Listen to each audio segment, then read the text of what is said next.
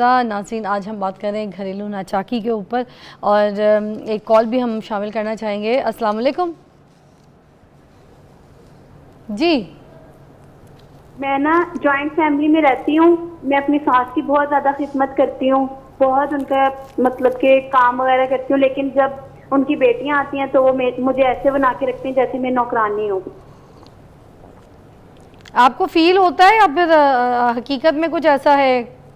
हकीकत में वो मतलब कि मैं उनकी बहुत ज्यादा खिदमत करती हूँ, लेकिन जब बेटियां आती हैं तो वो उनको मतलब अच्छा बना के रखती हैं, और मैं उनकी खिदमत करती रहती हूँ।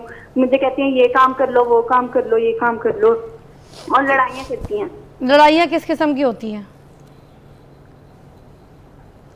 वो जब बेटियां आती हैं तो उनके सामने मेरी बुराइयां करती हैं कि ये काम नहीं करती, मेरा ये काम नहीं करती, ये तो सोती रहती है, ये करती है, वो करती है। फिर उसके बाद लड़ाइयाँ होती हैं।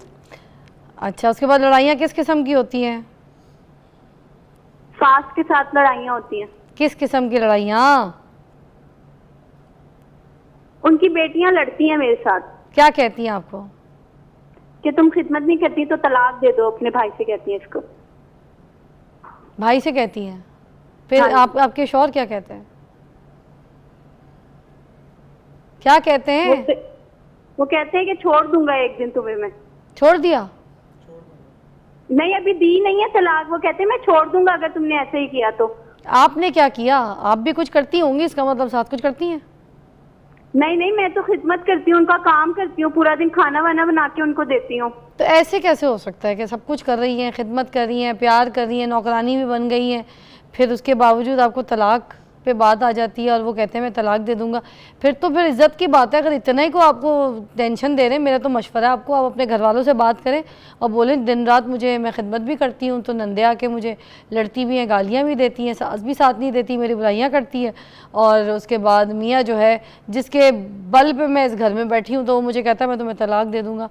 तो आप अपने घर वालों से बात कीजिए कि मेरी यहाँ पर सिक्योरिटी कोई नहीं है।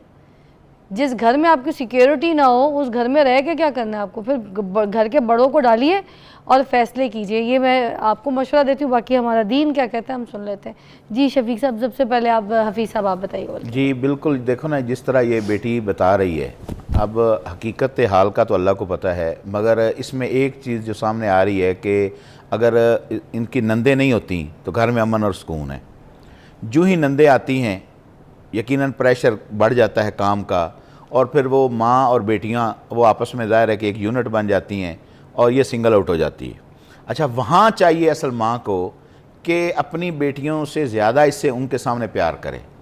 उसको ये नहीं पता कि वो जो बेटियाँ उनकी आगे रह रही हैं, अगर इसके साथ ये जुल्म करेंगी तो आगे उनके ऊपर भी होगा। लेफ्ट आउट फील ना कराएं उसको। हाँ, कि ग्रुपिंग जो है अपनी बेटियों के साथ तो बन गई है कि वो आई है थोड़ी देर के लिए मिलने या और रहने। अक्सर घरों में होता, हमारी सोसाइटी में यही है। अच्छा। कि बेटियां जब घर में आती हैं तो वो उनको पढ़ाई लगती है, उसके पास ये काम करे, हमारे दरमियान कंपनी में ना करीब भी ना बैठे। इधर सिचुएशन में वो भी तो बुराई कर रही हैं अपनी बेटियों के साथ। वो ये कह रही है कि बुराई करती हैं, फिर बेटियां जो है वो कहती हैं भाई से तलाक दिलवा दूंगी। उधर मियाँ भी तलाक देने पे बात आ जाती है। मियाँ को चाहिए कि वो अकल के नाखून ले, और फिर ऐसी नंदे या ऐसी सास बसा औकात वो फिर जादू भी करवाती हैं। अच्छा। और कुरान मजीद में आता है कि सूरह बकरा की आयत नंबर 102 है, इत्तबिउ मा उन्ज़िला इलैकुम मिन रब्बिकुम, नहीं युफ़र्रिक़ून बिही बैनल मर्इ व ज़ौजिही व मा हुम बिज़ार्रीन बिही मिन अहदिन इल्ला बिइज़्निह। सबसे शदीद जो जादू है ना वो मियाँ बीवी के दरमियान तफरीक का है। जब सास और बहू के दरमियान इस तरह के हालात पैदा हो जाएंगे तो फिर सास क्या समझती है कि ये मेरी एक स्टेट है जिसके अंदर ये एक नई जो है वो मुखिल होगी हमारी स्टेट में आके, लिहाजा मैंने इसको यहाँ से निकालना है। नंदे भी करती होती हैं, आपकी बात सही है कि भाई भाई के लिए आइए, भाई तक रहे, हम तक ना पहुंचे। नहीं, एक बात और है, बताइए क्या है। देखें, घर की मलका आप है, घर की मलका मसलन बीवी है। मैं थोड़े दूसरे एंगल से, आप थोड़ी सी चालाकी इस तरह करें ना कि 2-3 दिन में इस तरह 2-4 मसलन 2 नंदे या 4 नंदे हैं, उनमें से एक आधी बड़बोली ज़रूर होगी, उसकी थोड़ी सी खिदमत अलग से हेलो शेलो करके मैसेज करके उसको फूल फाल दे के उसको तोहफे दे के उसको मुट्ठी में कर, वो अकेली सबको रगड़ देगी, यकीन करें। Really? हाँ, ये अकेले, ये आप बड़ी तजर्बा करके technical देखें। बात। शफीक साहब की एक नंद की खिदमत कर ले जो बहू जिसके ऊपर सितम हो रहा है, कैसे सारी टेक्निक बताएं। देखें, पता है क्या, आपने सास की खिदमत करके देख लिया, ससुर की खिदमत करके देख लिया, लेकिन उसको आप नौकरानी ना समझे। खुद एक तो सबसे पहले अपना माइंड सिस्टम वो करें कि मैं नौकरानी नहीं, जैसे आप पहले खिदमत कर रही थी, नंदों के आने के बाद थोड़ी सी खिदमत और ज़्यादा कर ले, एक काम। अब उसमें खिदमत करने का तरीक़ेकार ये है कि आप इस घर की सैकी को देखें कि इस घर का चौधरी कौन आदमी है।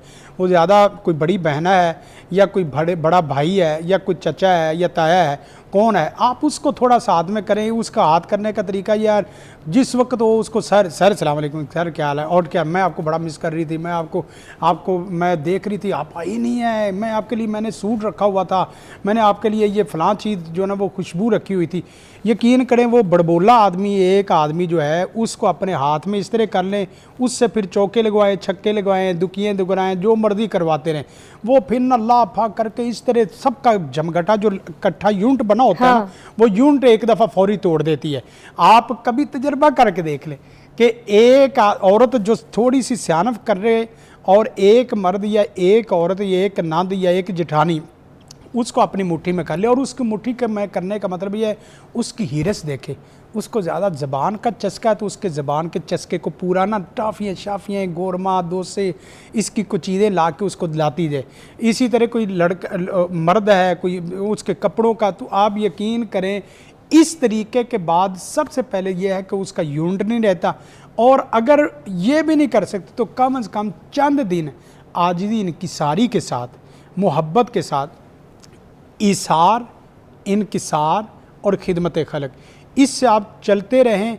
एक वक्त आएगा कि ये आपको बातें करती हैं, एक वक्त आएगा कि अल्लाह ताला आपको हाकम उस घर का पूरा चौधरी और नंबरदार और पूरा हेड बना के रख देगा।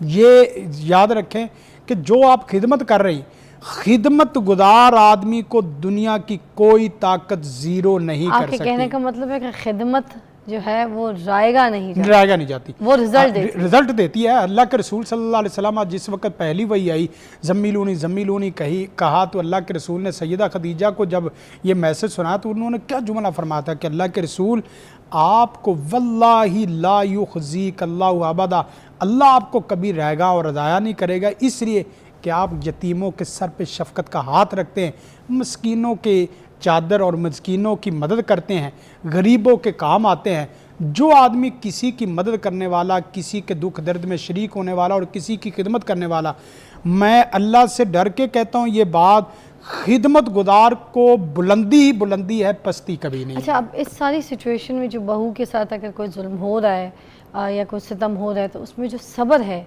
वो क्या रोल प्ले करती है? ब्रेक के बाद मैं आपका जो है ना मौक़िफ़ इसमें लूँगी दोनों का। आपको मिलते हैं ब्रेक के बाद।